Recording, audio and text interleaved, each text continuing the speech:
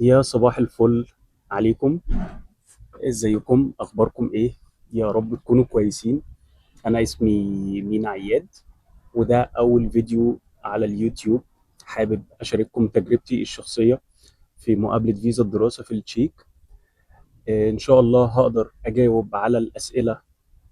ان شاء الله اقدر افيدكم بالتجربة الشخصية بتاعتي وبالاسئلة اللي انا اتسألتها في السفارة. ولو اي حد عنده اي سؤال ممكن تكتبه لي تحت الفيديو، وانا ان شاء الله هجاوب عليهم. هجمعهم واجاوب عليهم كلهم باذن الله في فيديو جديد. مستني طبعا دعمكم يا شباب. لايك وشير وسبسكرايب للقناة، ويا ريت تشاركوا الفيديو ده لكل واحد مهتم بالسفر للتشيك. طيب، اول سؤال اتسألته في السفارة: تحب نعمل المقابلة بتاعتك بالعربي ولا بالإنجليزي؟ طبعا السؤال ده صعباني جدا، وما تقولش اللي انت هتعمله بالعربي او تفضل انت تعمله بالعربي. لا، طول ما انت مقدم على الدراسة بتاعتك هناك باللغة الإنجليزية فانت لازم تتكلم معاها باللغة الإنجليزية. مش معقولة تكون انت رايح مسافر بلد غريبة بتتكلم اصلا تشيكي، او بتتكلم لغة تانية غير اللغة الإنجليزية، وانت رايح هناك هتدرس باللغة الإنجليزية فمستواك في الإنجليزي ما يكونش كويس. فرقم واحد، لا، لازم اعمل المقابله بتاعتي بالانجليزي حتى لو الانجليزي بتاعي مش كويس. طيب اعمل ايه علشان الانجليزي بتاعي يبقى كويس؟ حضر للمقابله بتاعتك قبليها ب3 اسابيع ب4 اسابيع. اعمل سكريبت امشي عليه. اقف قدام المرايه، اعمل شادوينج كتير. كلم نفسك قدام المرايه وانت باصص في السكريبت اللي انت عامله، وخليك واثق جدا من نفسك وما تقلقش. المقابله بسيطه جدا. انا اقل واحد تقريبا في زمايلي قعدت جوه في المقابله، انا قعدت 10 دقائق او ربع ساعه بالكتير قوي، لانها شافتني واثق من نفسي وشافتني ان انا قادر اتكلم معاها واقنعتها بالسكريبت بتاعي واقنعتها بوجهه نظري. فخلاص انا خدت الفيزا وانا دلوقتي في التشيك لتاني سنه الحمد لله. ده بالنسبه لاول سؤال. طيب، تاني سؤال، قالت لي introduce yourself. فانت هنا هتقول لها اسمك وسنك وشغال ايه وانت متجوز ولا مش متجوز. هتجاوب عليها حاجة طبيعية جدا اكنك في انترفيو شغل. تمام. اهم حاجة تحكي لها عن شغلك لو انت شغال. قول لها كل التفاصيل بتاعت شغلك، كل التفاصيل بتاعت حياتك، وكبر الموضوع برضو، حاول تضخمه. ماشي، حاول تبيع لهم ما تشتريش منهم. طيب السؤال الثالث اللي انا اتسألته: انت ليه عايز تدرس في التشيك؟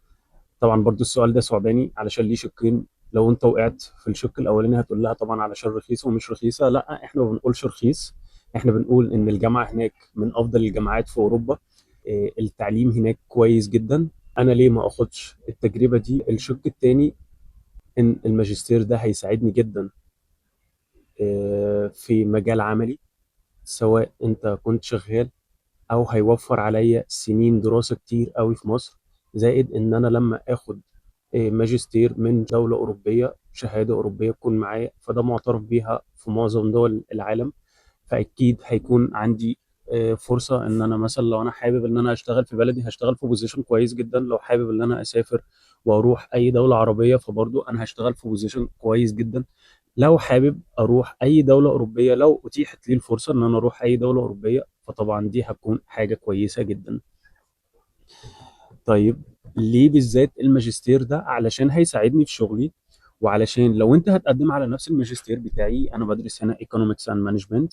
فالماجستير ده احنا بناخده هنا في سنتين. للاسف عندنا في مصر الماجستير ده بيقعد 4 سنين. انت هندرس سنتين مانجمنت وسنتين ايكونومكس. وبالمسمى عندنا في مصر احنا ما عندناش الايكونومكس والمانجمنت، دي نقطة تانية. فاحنا كان اللي كان عندنا في مصر كان إدارة أعمال او ام بي اي. فالاتنين بعاد عن بعض يعني مش زي ده. فهو الماجستير اللي احنا بندرسه هنا او اللي انا بدرسه هنا ده موفر عليا سنتين دراسة في مصر. طيب، وصلت ازاي للجامعة اللي انت هتدرس فيها؟ والله بناء على الترشيحات اللي ترشحت لي وانا بعمل سيرش على النت، وشفت التقييم بتاع الجامعة والتقييم بتاعت الدكاترة جوه، فحسيت ان الجامعة كويسة. زائد ان هي في دولة أوروبية كويسة جدا والمعيشة بتاعتها كويسة جدا جدا. ومناسبة ليا، فأنا قررت من الوقت ده إن أنا تكون التشيك هي الواجهة بتاعتي القادمة، أخلص منها الماجستير إن شاء الله وأرجع تاني على مصر. وده اللي خلاني أقدر آخد الخطوة دي وأقدم على التشيك. طيب السؤال الخامس برضو اللي هي سألته لي، هي قالت لي تعرف إيه عن التشيك؟ تعرف إيه عن المدينة اللي أنت رايحها؟ وأنا بدرس هنا في براغ في جامعة شيزي أو. فقلت لها طبعا الجامعة اللي أنا هدرس فيها. قلت لها الأماكن المشهورة هنا زي براغ كاسل، تشارلز بريدج هنا، كارلوفو فاري. دي مدينة قريبة أو على حدود براغ، فيها مناظر طبيعية خلابة جدا. طبعا نهر فالتوفا ده أشهر والنهر الوحيد اللي عندنا هنا في التشيك. سوري إن أنا بقول عندنا علشان أنا خلاص أنا قاعد هنا. عندنا في مصر برضو نهر النيل. آه، الساعة الفلكية هنا برضو من المعالم السياحية طبعا. وبعد كده انتقلنا للسؤال اللي بعديه. قالت لي انت عارف طبعا مكان الجامعة بتاعتك فين؟ قلت لها اه طبعا انا عارف مكان الجامعة بتاعتي فين. قالت لي طيب انت مقدم الاكوموديشن بتاعك او المكان اللي انت هتقعد فيه هيكون في حتة معينة، انت ازاي توصل للجامعة دي؟ السؤال ده كويس بس انا جاوبت عليه. انا قلت لها طيب احنا هفترض ان انا هسافر هناك وخدت وخدت الفيزا وسافرت، اكيد انا معايا موبايل وهفتح الجي بي اس وهقدر اتصرف هناك وهروح، يعني انا مش هتوه. احنا في 2023، الكلام ده كان في 2023. قالت لي طيب وبالتحديد؟ قلت لها بالتحديد انا عارف انا هعمل ايه. هاخد الباص رقم كذا وهاخد الترام رقم كذا، هنزل في المحطة الفلانية ومن المحطة دي هوصل على الجامعة. طبعا التفاصيل دي انت لازم تكون عارفها علشان دي هتفيدك وهتبين قد ايه ان انت جاد وان انت واخد خطوة جادة جدا وعلى دراية بكل الاماكن اللي انت هتكون متواجد فيها. طيب سألتني سؤال كمان وده سؤال مهم جدا.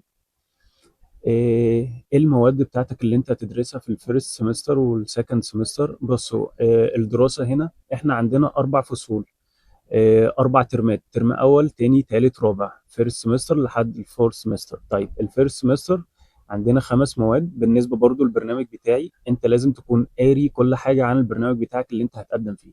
بالنسبه للبرنامج بتاعي انا قلت لها المواد بتاعت سنه اولى او الفصل الدراسي الاول والفصل الدراسي الثاني. طيب ايه هي المواد اللي هتقدر تفيدك في المجال بتاعك؟ قلت لها المواد اللي هتقدر تفيدني في المجال بتاعي هي المواد كذا وكذا وكذا، وهتأثر عليا ازاي ايجابا وهتنفعني ازاي بعد كده لما اخلص الماجستير بتاعي. طيب سألتني سؤال كمان، ايه المطلوب منك علشان تقدر تاخد الكريدت؟ علشان اقدر هنا اكون ناجح في الماده، النظام ده مش عندنا في مصر او في بعض الجامعات في مصر. علشان اكون ناجح في الماده دي فهي بتنقسم لشقين. الشق الاول اللي انا لازم لو الماده دي فيها assignments لازم اعمل assignments، لو فيها projects لازم اعمل projects، لو فيها credit test لازم اعدي الكريدت تيست. لو انا عملت الثلاثه دول فانا خدت الكريدت بتاع الماده. الكريدت بتاع الماده ده هيأهلني للفاينل اكزامينيشن او الاختبار النهائي الامتحان النهائي بتاع الماده. فانس اللي انا خدت الكريدت تيست والكريدت كلها بتاعه الماده، اتأهلت للفاينل اكزامينيشن. سوري الصوت ده ورايا فمش هقدر امنعه. اتأهلت للفاينل اكزامينيشن. بعد الفاينل اكزامينيشن نجحت في الماده، خلاص انا دلوقتي نجحت في الماده. الكلام ده برضو لازم تكون عارفه، لازم تكون قاري شوية عن الجامعة بتاعتك والتفاصيل بتاعتها وعن الكلية ونظام الدراسة هناك وعدد الدراسة ونظام الكريدت وازاي تنجح. وقدرت الحمد لله ان انا اشرح لها وكنت واثق من نفسي وكنت بتكلم بنبرة هادية الى حد ما. ايه واثق من نفسي ان انا كنت محضر قبل كده. طيب خش على السؤال اللي بعديه وده اهم سؤال، مصدر دخلك.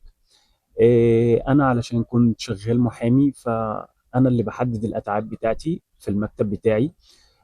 في بعض القضايا لبعض الشركات انا بقدر اخد منها توكيلات فبتديني دخل ثابت، وفي قضايا حرة انا بشتغلها لنفسي فدي انا بحدد الاتعاب بتاعتي زيها زي الدكتور، زي المهندس اللي بيعمل رسم لمبنى، زي الدكتور اللي انت هتروح له، زي حاجات كتيرة قوي. فأنا اللي بحدد السعر ده، أو أنا اللي بحدد الأتعاب بناء على المجهود اللي هبذله، بناء على شغلي، بناء على الدرجة بتاعتي، بناء على القضية، بناء على حاجات كتير.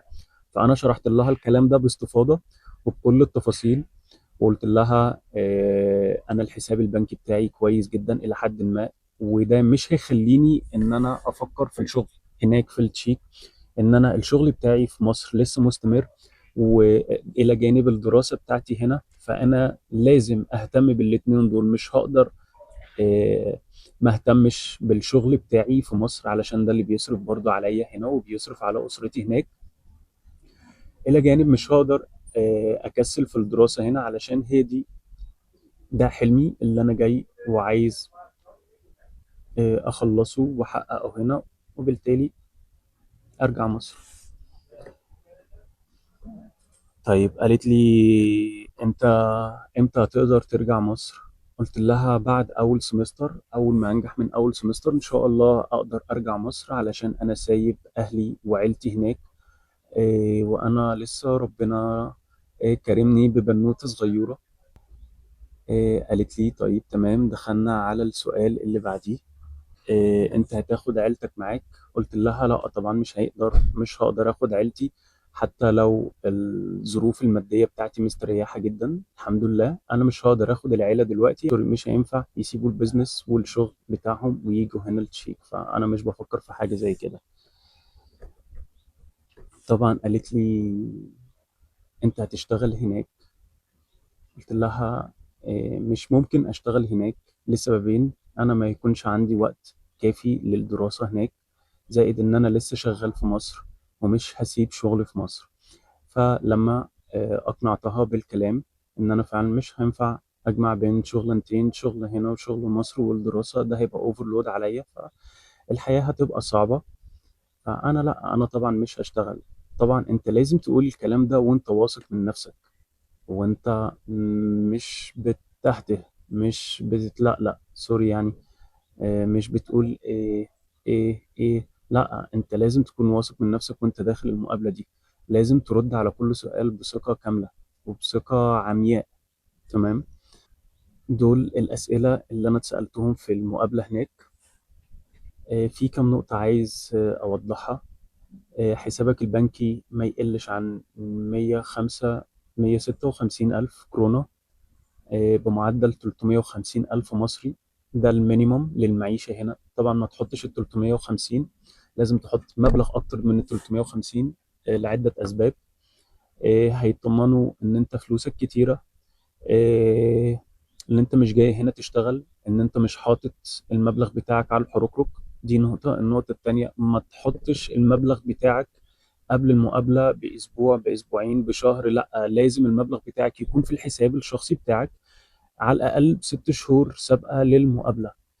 كل شهر، كل 15 يوم دخل جزء معين من الفلوس، اسحبه واعمل له إيداع، واسحب واعمل إيداع وزود لحد لما تكمل ال 350 ألف المينيموم، وزود عليهم 400 500 ألف. ما تخشش أقل من 400 ألف. دي نصيحة لوجه الله ليكم. أه حاجة كمان: اوعى اوعى اوعى تسحب الفلوس بتاعتك بعد المقابلة بتاعت السفارة. لو هم ما اطمنوش ليك في أول مرة، هيطلبوا منك كشف حساب تاني. فوانس اللي انت سحبت الفلوس وهم طلبوا منك كشف حساب، انت هترجعها تاني. هم هيشوفوا كشف الحساب ان انت سحبت الفلوس كلها، فبالسلامة انت خدت الرفض اللذيذ. ليه خدت الرفض اللذيذ؟ علشان هم هيفتكروا ان دي مش الفلوس بتاعتك، وان دي فلوس انت سالفها، او واخد قرض، او اي شكل من اشكال اللي انت حصلت على الفلوس دي بطريقه غير قانونيه. هي مش فلوسك في الاول وفي الاخر. فخلاص انا مش مطمن لك، انا هرفض الطلب بتاعك، انا مش هديك الفيزا. فلو سمحت لحد اخر يوم، ربنا كرمك، ربنا كرمك واخدت الفيزا، اسحب الفلوس بتاعتك. ربنا كرم وما اخدتش برضو الفيزا، دي حاجه بتاعت ربنا. اسحب الفلوس بتاعتك او اعمل استئناف.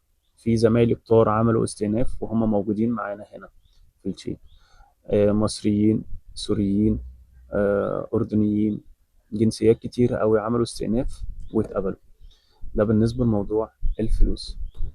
بالنسبة لموضوع الجامعة، لازم تكون على الأقل على الأقل عارف الجامعة بتاعتك، وعارف البرنامج بتاعك، وعارف المواد اللي انت هتدرسها، ونظام النجاح والسقوط هناك.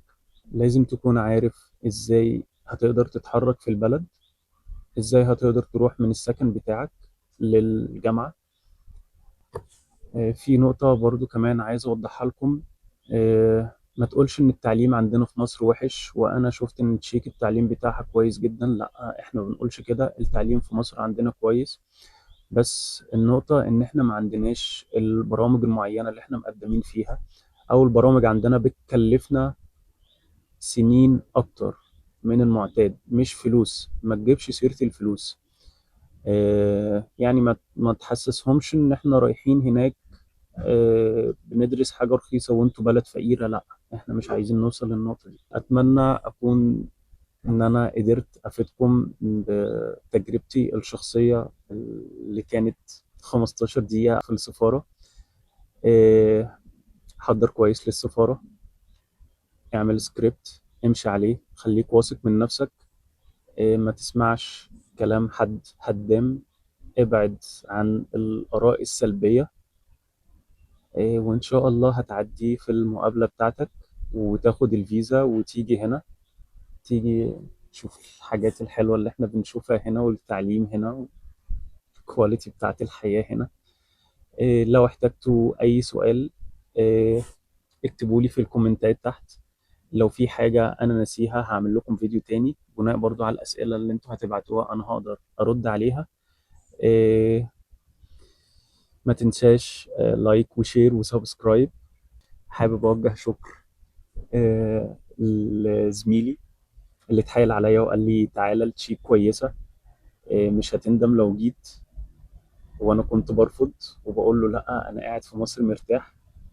ده جميل على راسي، انا مش هقدر انساه ومش هقدر اوفيه لك دلوقتي.